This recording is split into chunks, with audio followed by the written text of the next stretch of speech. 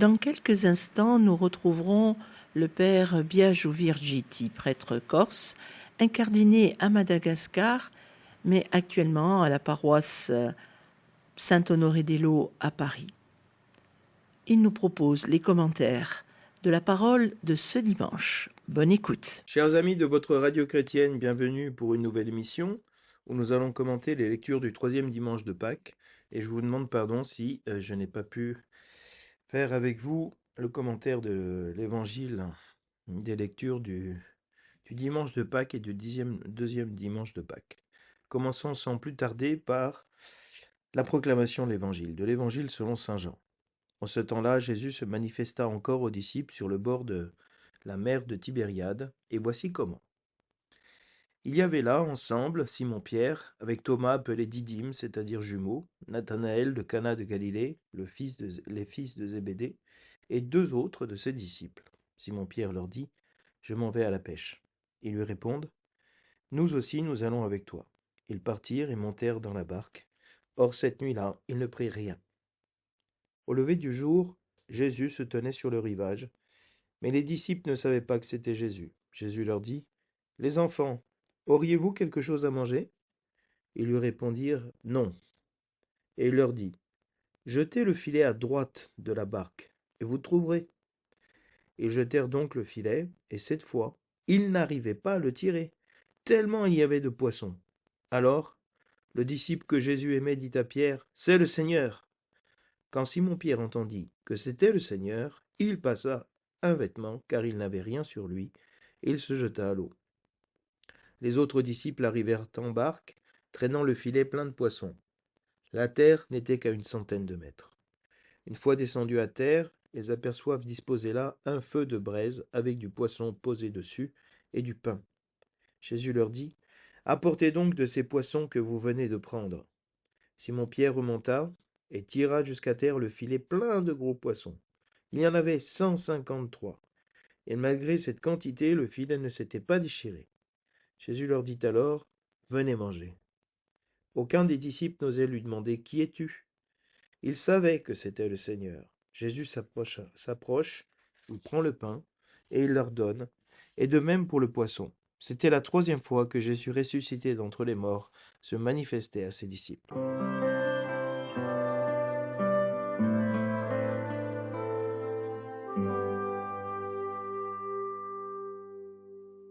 Des actes des apôtres. En ces jours-là, les apôtres comparaissaient devant le Conseil suprême. Le grand prêtre les interrogea. « Nous vous avions formellement interdit d'enseigner au nom de celui-là, et voilà que vous remplissez Jérusalem de votre enseignement.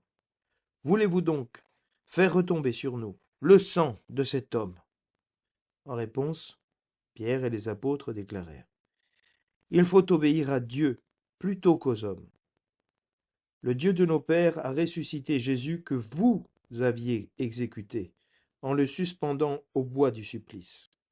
C'est lui que Dieu, par sa main droite, a élevé, en faisant de lui le prince et le sauveur, pour accorder à Israël la conversion et le pardon des péchés. Quant à nous, nous sommes les témoins de tout cela, avec l'Esprit Saint, que Dieu a donné à ceux qui lui obéissent. » Après avoir fait fouetter les apôtres, ils leur interdirent de parler au nom de Jésus, puis ils les relâchèrent. Quant à eux, quittant le Conseil suprême, ils repartaient tout joyeux d'avoir été jugés dignes de subir des humiliations pour le nom de Jésus.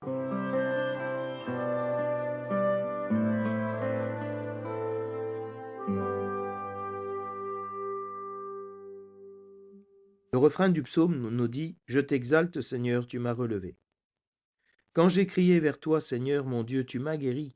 Seigneur, tu m'as fait remonter de l'abîme et revivre quand je descendais à la fosse. Fêtez le Seigneur, vous ses fidèles. Rendez grâce en rappelant son nom très saint. Sa colère ne dure qu'un instant, sa bonté toute la vie.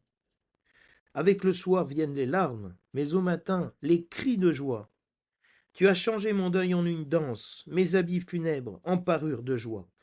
Que mon cœur ne se taise pas, qu'il soit en fête pour toi, et que sans fin, Seigneur mon Dieu, je te rende grâce. Je t'exalte, Seigneur, tu m'as relevé.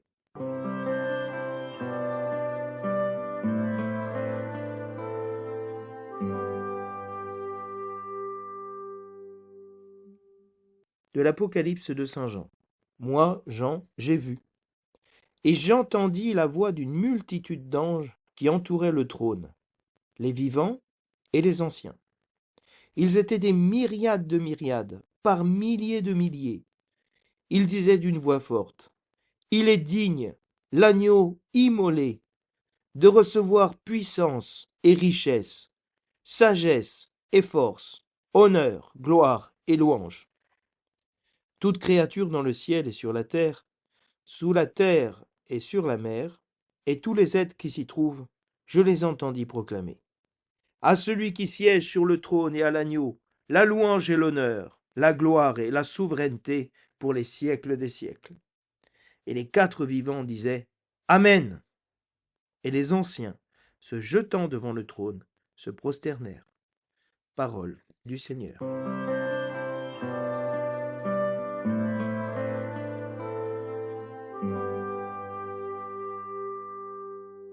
L'évangile de ce dimanche nous présente la joie pascale de la résurrection, à travers les échecs. Les apôtres se retrouvent dans l'échec après avoir peiné toute la nuit. Ils n'ont rien péché, et dans cette souffrance, dans cet échec, bien que ce soit après la résurrection, Jésus-Christ leur apparaît et leur fait expérimenter une joie profonde de le retrouver, de le rencontrer, de voir le Seigneur dans leur lieu de pêche, dans leur réalité dans laquelle ils sont retournés après la résurrection, et de nouveau dans leurs échecs, dans leur incapacité à attraper du poisson. Et donc, à travers cette manifestation du Seigneur, il va de nouveau renouveler la pêche miraculeuse, leur montrer un signe de son abondance, de sa puissance sur la mort, sur les eaux de la mort, pour donner aux disciples non seulement le poisson, mais le signe concret, visible, puissant de leur résurrection intérieure, que dans l'échec, je ne meurs plus, que dans l'échec, Dieu se manifeste et est transfiguré. Dans la lecture des Actes des Apôtres, nous avons le même échec des apôtres qui, après avoir prêché la résurrection, après la Pentecôte, se font enfermer par les grands prêtres, ils se font flageller, ils se font interdire d'enseigner au nom de Jésus et de faire retomber ainsi la culpabilité sur les grands prêtres. Et eux aussi commencent à dire qu'il est plus important d'obéir à Dieu qu'aux hommes, et donc d'obéir à leur conscience, parce que la voix de la conscience, c'est Dieu qui nous parle. Et donc, eux, ils sont remplis d'Esprit Saint, et ils obéissent à Dieu qui leur donne l'Esprit Saint, pour annoncer qu'il est vivant, et qu'il vient pardonner les péchés, convertir le cœur endurci que nous avons, chose que les grands prêtres étaient dans l'impossibilité de réaliser. Et alors les apôtres, alors qu'ils sont fouettés, qu'ils sont mis en prison, qu'ils sont brimés, eh bien, ils sont dans une joie incroyable, parce que le Seigneur les a jugés dignes de subir les humiliations pour le nom de Jésus, pour la personne de Jésus. Ainsi, le psaume peut dire « Je t'exalte, tu m'as relevé ». Parce que le Seigneur l'a fait remonter de l'abîme, de la prison, de la souffrance, et il m'a fait revivre alors que je descendais à la fosse. Quand je descendais dans la mort, dans l'échec, tu m'as fait revivre, tu m'as relevé. Peut-être la situation extérieure n'a pas changé, mais je me suis redressé. J'ai vécu cette épreuve dans la foi, comme une expérience véritable de résurrection. Alors, le psalmiste rend grâce au Seigneur.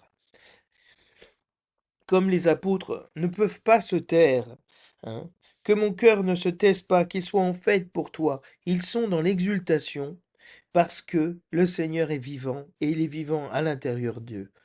Et il a vraiment changé hein, leur deuil en joie, leurs larmes en cris de joie. Le soir, alors qu'ils étaient dans la pêche miraculeuse, dans la pêche qui ne donnait pas de fruits, le Seigneur, ils étaient dans les larmes, le Seigneur au matin se manifeste, parce que le matin c'est toujours le moment de la résurrection, et il crie de joie en voyant que c'est le Seigneur qui est vivant au milieu d'eux. C'est le Seigneur qui a permis cet échec pour se manifester, encore une fois, comme Seigneur de la vie et de la mort, et qu'il peut sortir de ces eaux de la mort des poissons pour nourrir son peuple et communier avec lui dans le repas. Alors il change son deuil en danse, ses habits funèbres en parure de joie. Vous voyez que la joie pascale revient, systématiquement. Et on comprend cette joie et cette acclamation de l'assemblée céleste, des anges et de toutes les créatures qui sont sur la terre, sous la terre, dans le ciel, dans la mer, et qui proclament que le Seigneur, l'agneau immolé, c'est-à-dire cet agneau qui est mort et qui est vivant, qui a les signes de sa blessure, qui est ressuscité, eh bien il a reçu tout pouvoir, toute sagesse, tout honneur, toute louange. Et donc, on peut rendre au Seigneur toute la gloire qu'il a, parce qu'il est vraiment venu nous sauver de la mort. Donc, dans ce dimanche, face aux échecs, aux difficultés, à l'immolation de l'agneau, aux échecs des apôtres, de la persécution qu'ils subissent, de la pêche infructueuse, et ils font l'expérience que le Seigneur est vivant et leur donne la vie à l'intérieur d'eux. Dans le titre donné par le lectionnaire à l'Évangile, nous avons Jésus s'approche, il prend le pain et le leur donne, et de même pour le poisson. Nous avons donc une connotation sur l'Eucharistie. Cette rencontre avec Jésus-Christ ressuscité se fait, et la volonté de l'Église, à travers le lectionnaire, c'est de nous montrer que Jésus est ressuscité et présent dans l'Eucharistie. C'est le lieu où il manifeste sa victoire sur notre échec, sur la vie infructueuse que nous menons pour porter du fruit véritable. Et Jésus-Christ se trouve, après être apparu aux disciples à porte close, à l'intérieur du cénacle, les disciples sont retournés en Galilée. Dans leur vie, voilà, le Seigneur est ressuscité, c'est très bien. Maintenant, qu'est-ce qu'on attend? On retourne dans notre vie, dans notre métier, dans nos occupations. Et c'est dans ces occupations quotidiennes que le Seigneur va se montrer aussi ressuscité de la mort pour chacun d'entre nous. Et donc il se manifeste aux disciples. C'est une épiphanie, manifestation. Et où ça? Sur les bords de la mer de Tibériade.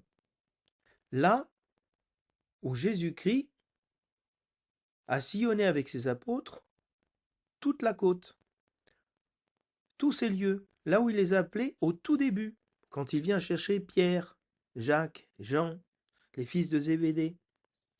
Et il se manifeste comment? C'est intéressant que le récit nous dise Jésus se manifesta aux disciples sur le bord de la mer, et voici comment. C'est-à-dire, qu'est-ce qui est important ici de cueillir? Comment Jésus-Christ se manifeste? Comment il se fait reconnaître? Ce n'est pas tellement qu'il qu'il soit ressuscité, ou qu'il donne de nouveau l'Eucharistie à ses disciples, mais comment il se fait reconnaître. Parce que moi, j'ai besoin de savoir comment Dieu apparaît dans ma vie, dans mes échecs, ressuscité. Et donc, on nous cite les personnages, les participants à cette manifestation. Simon-Pierre, Thomas, donc celui qui doutait, appelé Didyme, jumeau, Nathanaël, qui était de Cana de Galilée, donc qui était de la région lui aussi, les fils de Zébédée, et deux autres disciples. Ces deux autres disciples, qui sont anonymes, nous renvoient à nous. L'anonymat dans la Bible permet à ce que nous nous identifions avec ces personnages ici présents. Et donc on peut, nous aussi, voir Jésus-Christ manifesté comme Seigneur de la vie immortelle. Et Pierre dit à ses disciples, à ses confrères, je m'en vais à la pêche. Voilà, je vais pêcher. Je retourne. Et les autres le suivent. Nous allons avec toi. Toute la nuit, ils ne prirent rien. Du soir au matin, hein, tu m'éprouves. La nuit, c'est l'image de la mort. Dans la mort, nous n'arrivons pas à pêcher. Alors que les poissons, on les attrape la nuit. Parce que c'est là qu'eux sortent pour manger. Dans la nuit. parce qu'ils peuvent saisir leur proie plus facilement qu'en plein jour, les prédateurs sont vus et s'échappent. Et c'est pour se protéger aussi des hommes. Et donc dans la nuit, on va pêcher. Et là, ils ne prennent rien. Pêcheurs professionnels, bredouille. Et donc, ils prennent rien de rien. Au lever du jour, le lever du jour dans la Bible, c'est toujours l'image du salut qui se manifeste, et donc de la résurrection, à l'aube du premier jour de la semaine. Au lever du jour, à l'aube, Jésus est sur le rivage. Donc ils regardent tout ça. Et les disciples ne le savent pas que c'est lui. Ils ne le reconnaissent pas. Jésus-Christ est dans une position, dans une présence, un type de présence qui est transfiguré. Et donc ils ne peuvent pas le reconnaître. Leurs yeux étaient empêchés de le reconnaître, comme les témoins d'Emmaüs. Et il les appelle. Les enfants, auriez-vous quelque chose à manger? Surprenant. Jésus leur demande à manger. J'ai soif, j'ai faim. Jésus-Christ, dans l'évangile de Jean, n'arrête jamais de demander quelque chose. Et une nourriture. Sa nourriture, c'est de faire la volonté du Père et de sauver donc son peuple, de manifester son amour à son peuple. Et il les appelle les enfants. Les petits enfants. Ils sont petits encore dans la foi. Ils ne reconnaissent pas encore Jésus-Christ. Et lui dire, ben non, non, on n'a rien à manger, on n'a rien à te vendre.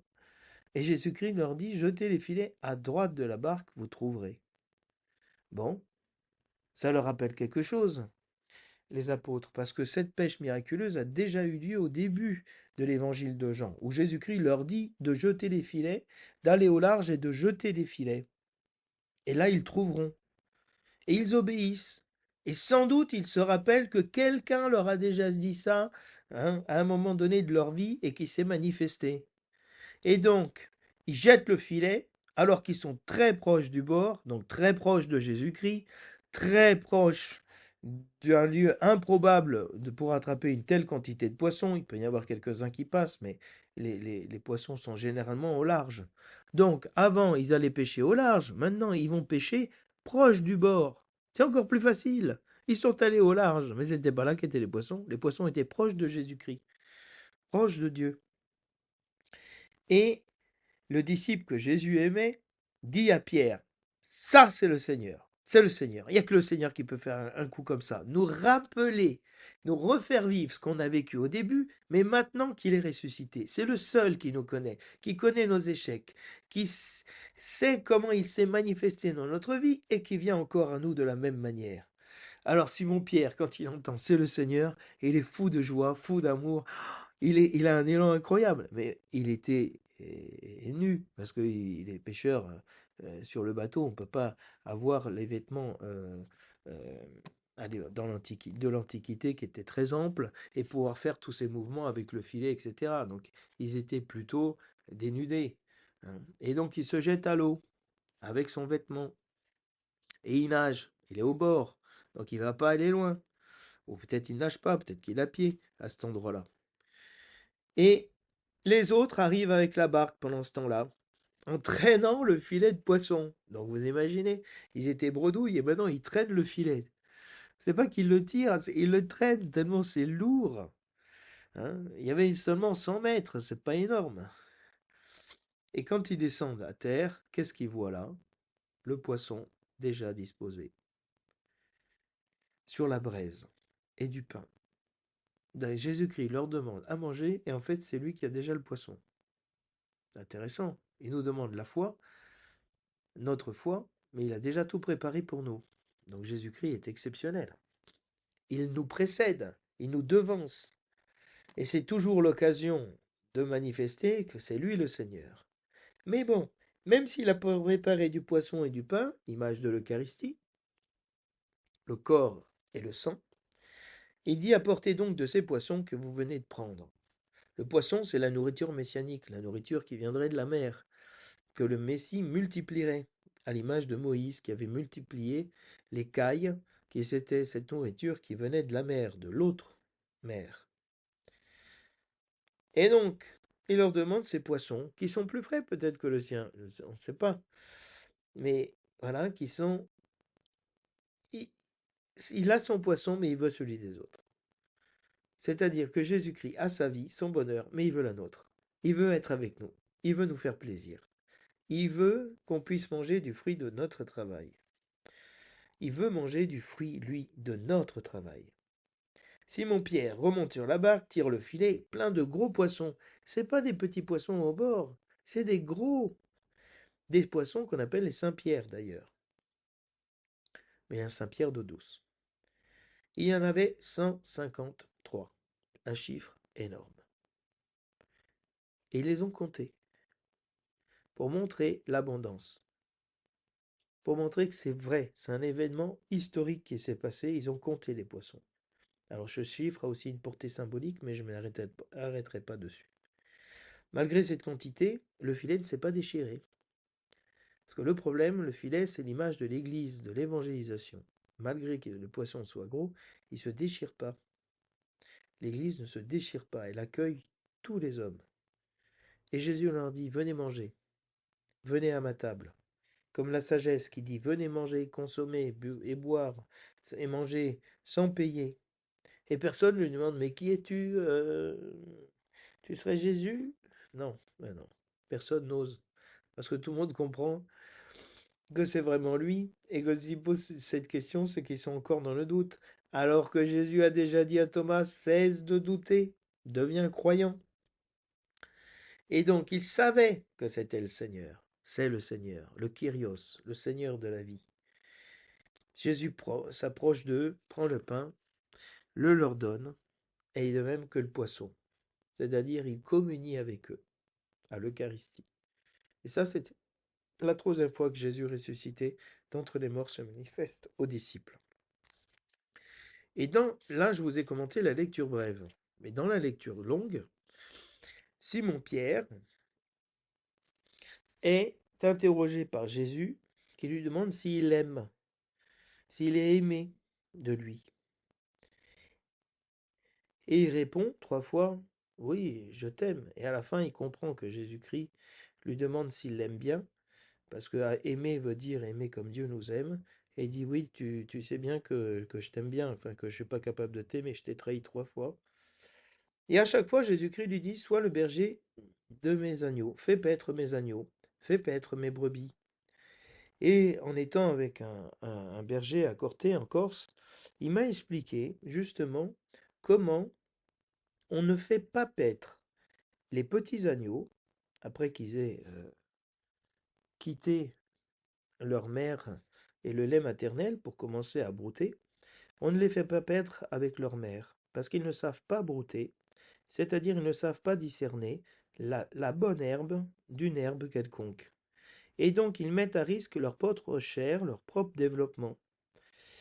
Et donc il y a un enclos des brebis et un enclos des agneaux. On emmène paître les agneaux dans un endroit euh, qui est dans un enclos, qui est bien déterminé, où le berger sait que c'est de la bonne herbe. Et donc ils peuvent apprendre à brouter la bonne herbe, à goûter. Et ainsi, quand ils seront prêts, ils pourront aller brouter avec leur mère et faire la différence entre une herbe de quelconque et l'herbe bonne. Parce que la mère, la brebis, quand elle va paître avec son agneau, elle mange l'herbe bonne. Et elle la mange toute. Et le petit derrière mange ce qu'il trouve. Et donc c'est pas forcément bon. Elle ne peut pas lui apprendre à brouter l'herbe bonne. Alors c'est le berger qui va le faire.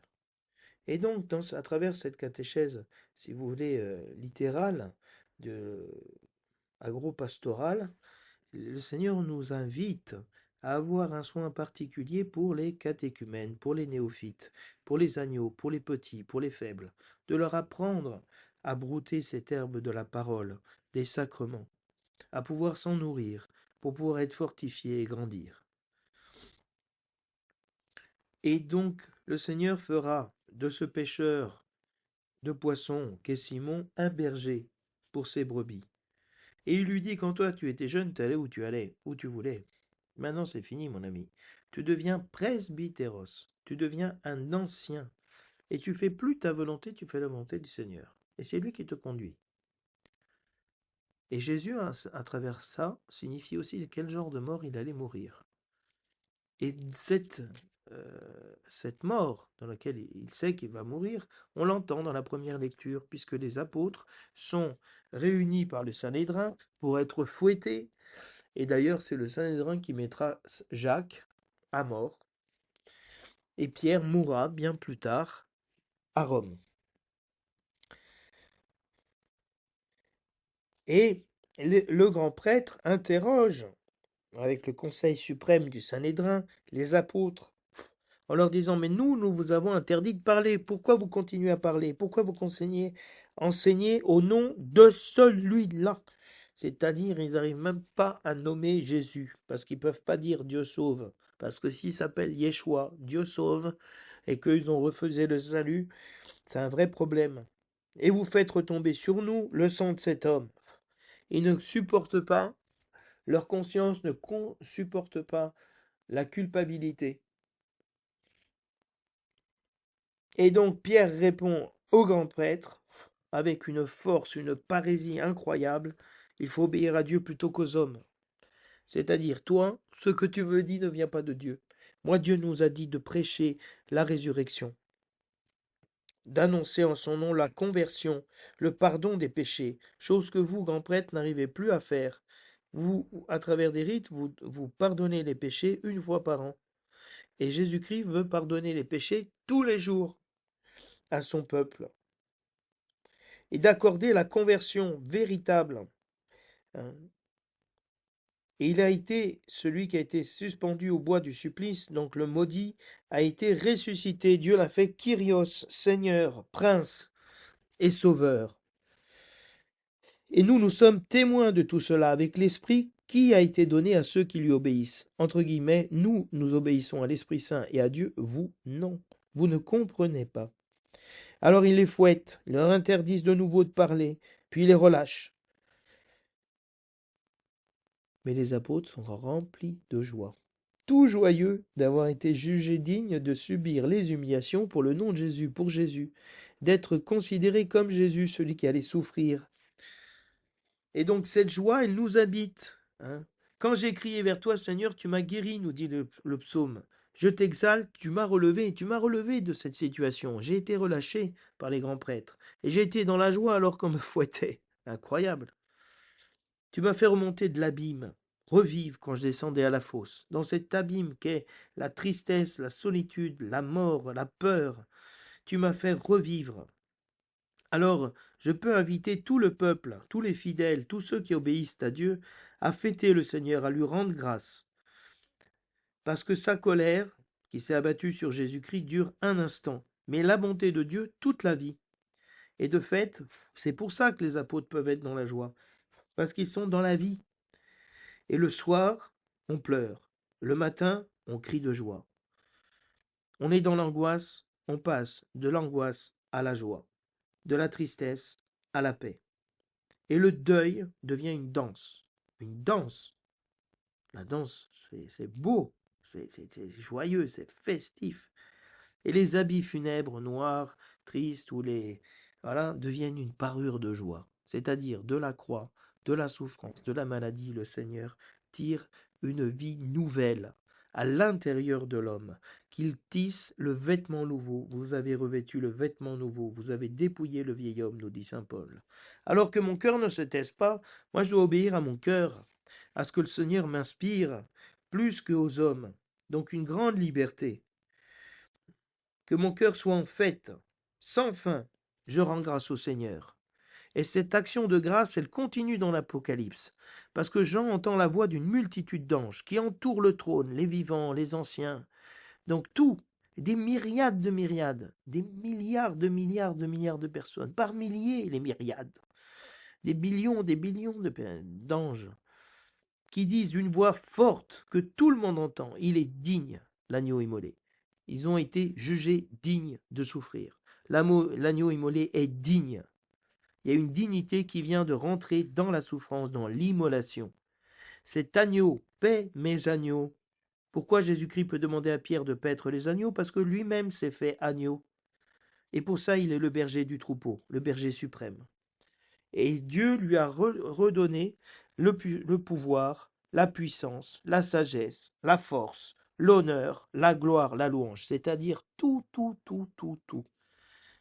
Et alors les créatures, non seulement les anges, puissance, principauté, mais aussi les créatures du ciel et de la terre, hein, proclament, comme les apôtres proclament les merveilles de Dieu, comme les disciples à la résurrection du Seigneur proclament de joie, c'est le Seigneur, hein. Ils disent à l'agneau, paix mes agneaux, à l'agneau qui est sur le trône, qui siège, celui qui était mort et qui est vivant, louange, honneur, gloire, souveraineté pour toujours, pour les siècles. Et tous les quatre vivants, les quatre évangélistes, répondent Amen. Ainsi soit-il. C'est vrai, c'est sûr, le Seigneur a toute puissance. Donc nous pouvons rentrer dans cette adoration du Seigneur parce qu'il est vraiment le Seigneur de la vie et qu'il vient nous rejoindre dans nos échecs pour manifester sa puissance sur la mort. Alors nous pouvons véritablement ne pas avoir peur de rentrer et de comprendre que c'est l'occasion où le Seigneur va se manifester dans ce temps de Pâques à chacun d'entre nous. C'est pour ça que je vous souhaite un très joyeux dimanche, dans la joie pascale à tout jamais, et nous nous retrouvons la semaine prochaine. Au revoir.